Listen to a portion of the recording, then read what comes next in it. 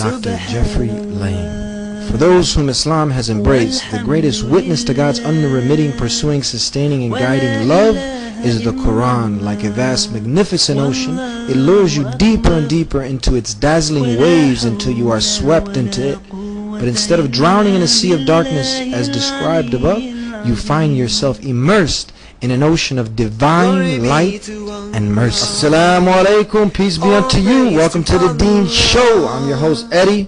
Special guest today is Dr. Lane, professor of mathematics, former atheist, author of 2 best-selling works, Struggling to Surrender and Even Angels Ask, and more. A Journey to Islam in America. Enjoy the show. Subhanallah. Walhamdulillah. Thank you. How are you, sir? Good. All right. So, Dr. Jeffrey Lane, can you tell us a little bit about yourself, what you do, and profession? Well, I'm a professor of mathematics. Mathematics. Professor of mathematics at the University of Kansas. Doctor of Math. Yes. Yes. In Lawrence, Kansas. Okay, good. How long have you been doing this? Well, I've been a professor since I was 28, so that would be, 27. So that would be 26 years. 26 years. We brought you on the show because we're interested. We want to know your story, why you chose this beautiful way of life of Islam. But before that, you tell us a little about your history. You were born in America, in the States? Yes. Yeah. 1954. 1954. Yes. All right, long time. Yes. Yeah. So what way of life? Not that long. Yeah, not I'm not ready for the grave necessarily. No, you look quite young. Yeah. Okay. Actually, the first time I saw you, this was maybe like 5 years ago. Yeah, you don't look like you aged a day since. Oh, that's good. Well, let's hope it keeps on. So tell us, the viewers, because you see, nowadays, Islam, there's a stigma attached to it. So now, someone as bright as yourself, who's a doctor, who is an intellectual, for someone who is afraid of Islam, who doesn't understand Islam, they want to know, why would this man choose Islam as his way of life? Oh, well, I was an atheist before becoming a Muslim. You didn't believe in God? I didn't believe in God. Were you born into a family of atheists? Or? No.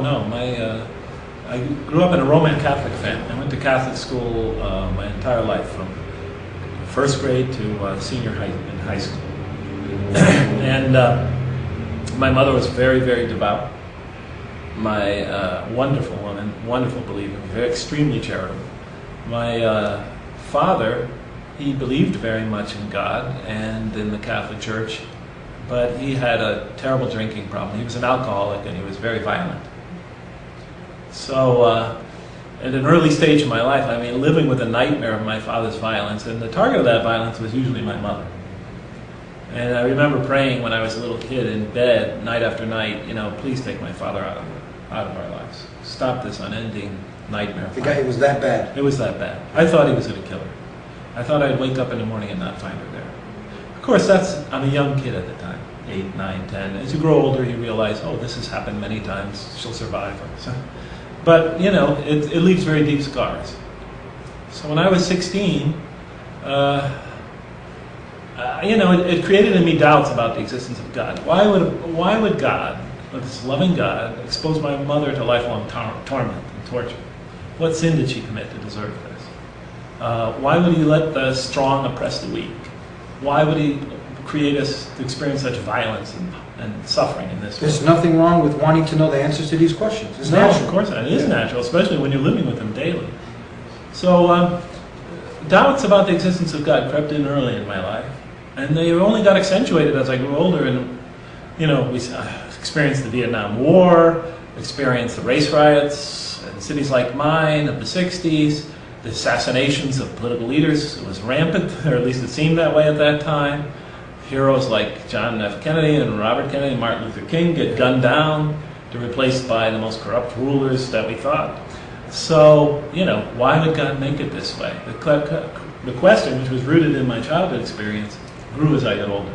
So when I was 16, since I could never find really, even though I was in Catholic school all of my life, and this is nothing against the Catholics, even though I couldn't find coherent and cogent answers to those questions, 16, I became an atheist. You wanted to know why the weak were getting oppressed by the strong. You wanted to know why all this corruption, these in society, and you were looking for answers, and the way of life you were brought up to didn't answer these questions. You have to remember, I'm going to Catholic school every day, you know, and this, again, this is not against the Catholics, but I have many other things going on in my life. I'm exposed to religion every day. What about Christianity? I mean, we understand Christianity, Catholicism it has the same kind of creed that Jesus is God, He's the Son of God, He's 1 in 3. So what if someone says, well, you were in the wrong faith, why didn't you choose Christianity? Were you exposed to that at all? Yeah, well, I was a Christian at the time. Yeah. You know, I mean, I was a Christian as I'm a Catholic. What's the main difference? Tell us for the viewers that might not know. What's the difference when you say Catholic and Christian? It's just a branch of, it's a sect of Christianity. It's a sect. So you are a Christian. Yes. It's just a sect of Christianity. Yeah, it's the largest sect. It's a large. Okay, yes, just in the world. All right. Yeah. So you know, I'm exposed to religion every day. It's part of my life because I go to school every day, and on weekends I go to church. So I have that going on. Meanwhile, I have these big questions looming in my life. Why would God create us here to suffer if He's supposed to be an all-loving God, as I was taught? So I have these contradictions in my life. My mother, the most saintly woman I've ever known, is suffering this violence and abuse of my father. And sometimes us children also experience it. And why would God do that? Why would He let innocent people suffer at the hands of more violent criminal people? Why wouldn't a perfect God create a more perfect world? Where does evil come from? If everything comes from God, then evil comes from God. And so forth and so on. So, you know, these questions grew, and as they grew and became bigger in my life, and they were big to begin with, you know, I moved away from the church. Okay, I moved away from belief in God. I just couldn't reconcile it. This was at quite a young age, 16. 16. So now there is a gap in between 16 and when you came to Islam. What age was that? 28. 28. In between them, real short, what were you doing? What kind of life were you living? Well, I just went out and lived my life. Yeah.